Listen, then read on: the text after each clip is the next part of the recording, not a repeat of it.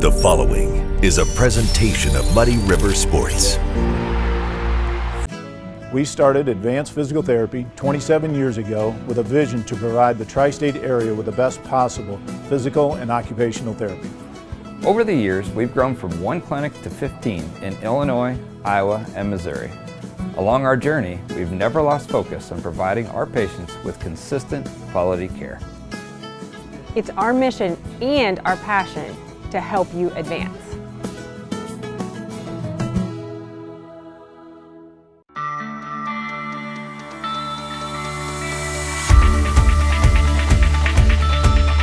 Area Distributors is a provider of products and services in the restaurant environment, the school environment, the factory environment, the office environment, and in the healthcare settings. That's the value of Area Distributors, is that we help our customers out by providing them more product as one distributor. Keeping promises, I mean, many people don't return phone calls these days, as we know. I'm passionate about that. Our people are passionate about that. We know that our customers are busy. They're doing more with less people. I can tell you, if you call us and have a need, you're going to get timely response. It's all about passion.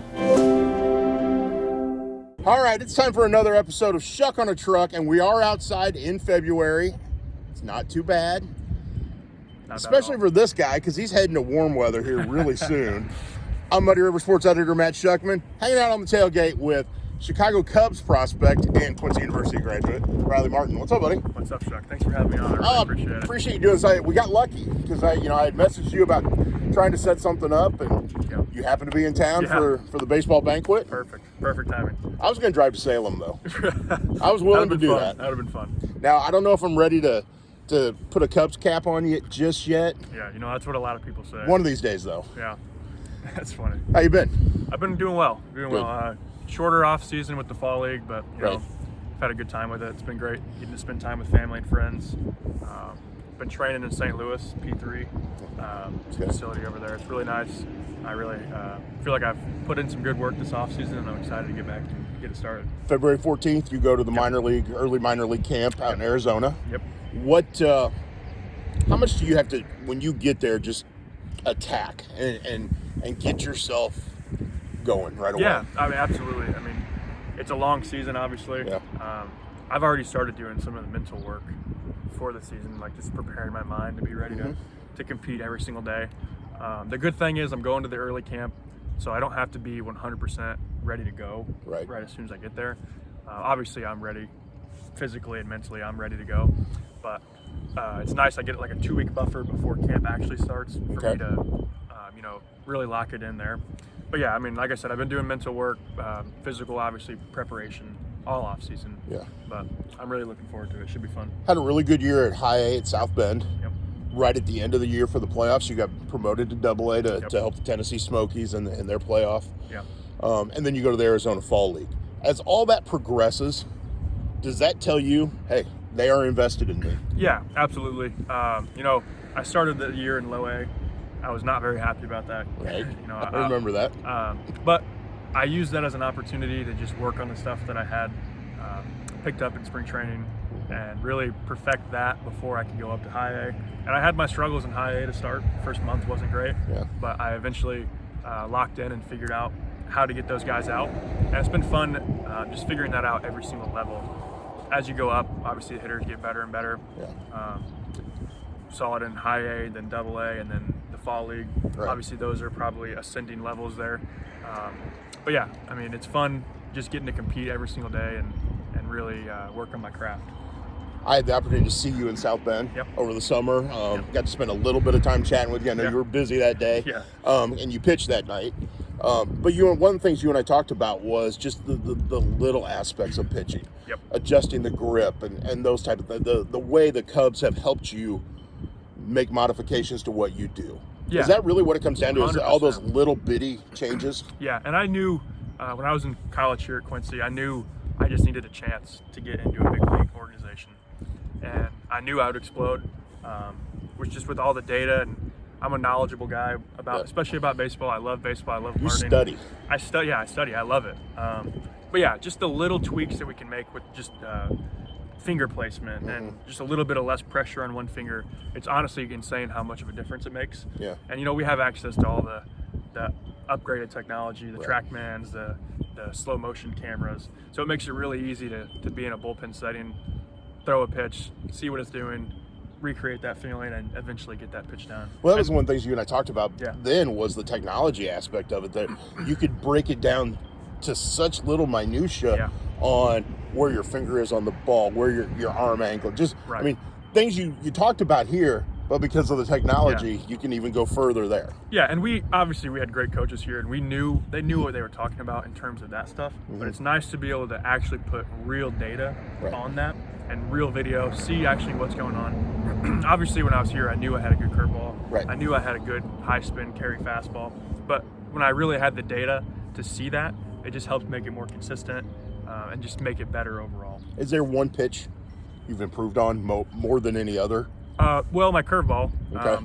You know, it used to be more of a gyro slider, had some depth to it. Wasn't super consistent with the amount of depth it always got. I changed to a spike grip, and it's actually, just night and day better. I added probably 6 or 7 inches of vertical break on it.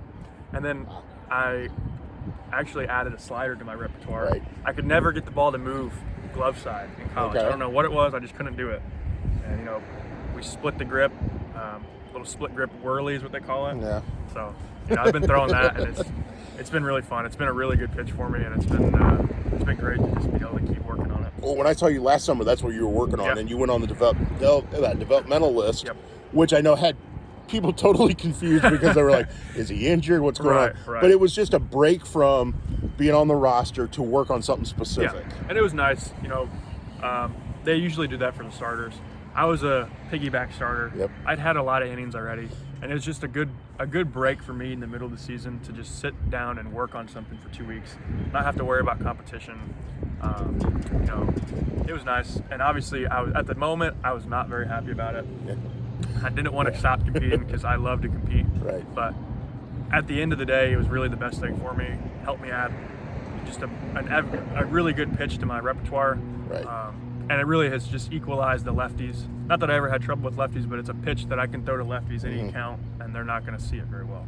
When you came back from that developmental list, had a really solid end of the season. Carried South Bend into the playoffs, helped in that playoff push. You experienced playoffs here. You experienced NCAA tournaments here at Quincy University.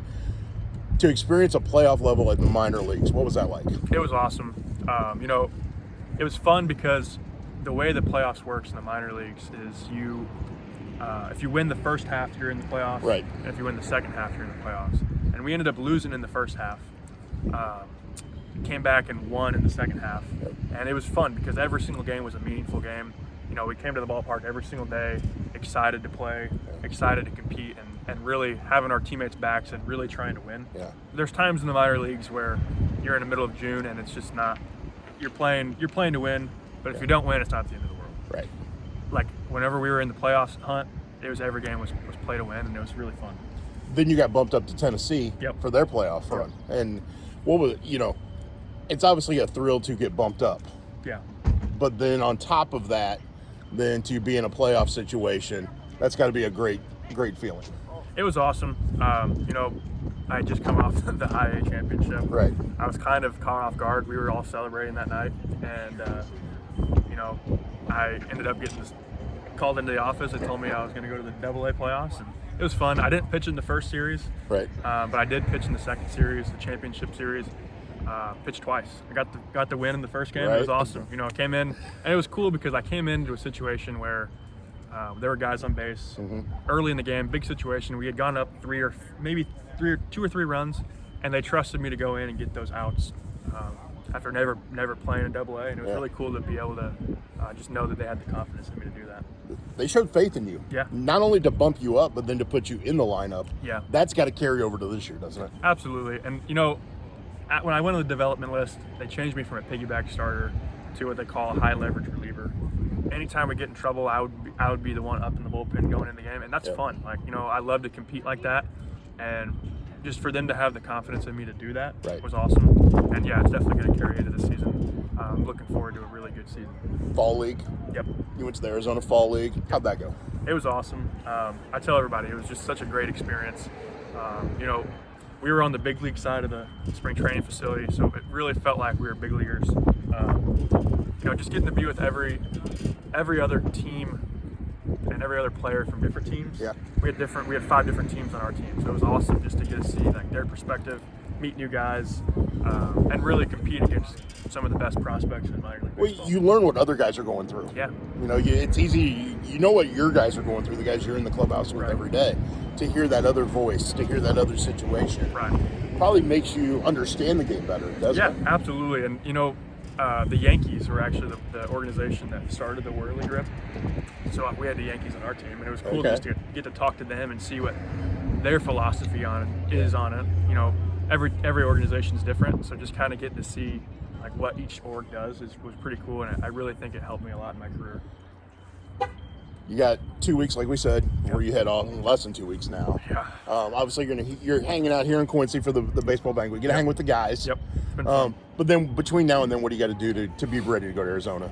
I've put the work in. I just got to keep doing what I've been doing. I have a plan, throwing, lifting, everything like that.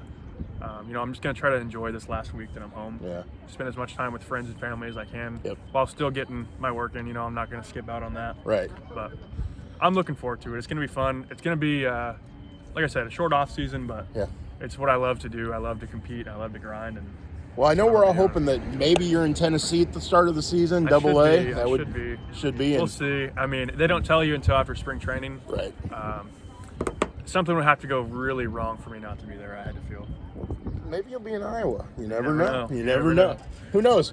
Maybe you'll be in Chicago one of these days. Hopefully. Now, that wouldn't... Okay, I joked earlier with Riley that I've never put a Cub hat on. Yeah.